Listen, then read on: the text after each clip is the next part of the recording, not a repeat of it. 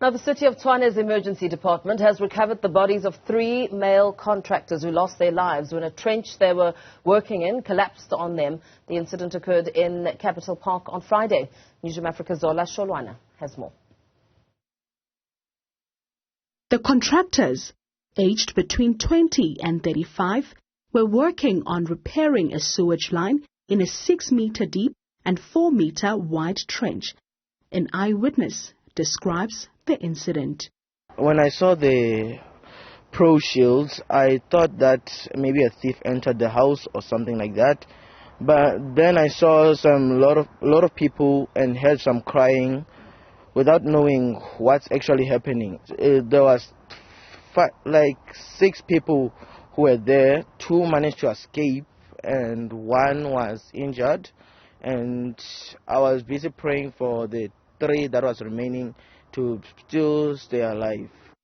An engineer who was present on the ground when the incident happened says precautionary measures were followed before working on the trench. We evaluated it and it was stable to us, but then for precaution-wise, we had to show it to prevent such a thing from happening.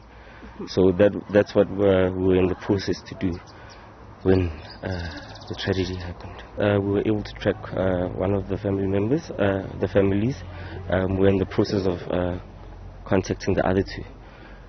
Tshwane Emergency Services says their team had to use 2 construction digging machines to create safe access for the rescue, and the bodies were recovered in the early hours of the morning. Emergency services brought in structural collapse or trench collapse equipment and conducted an assessment to see if it was safe to bring in our personnel to try to recover the bodies. The trench was steep, so as such we could not immediately send in our personnel there. Towards 5 o'clock in the morning, the first body was recovered. Just after 5:30, the second body was then recovered. Around 6:20 or so, we then recovered the third body.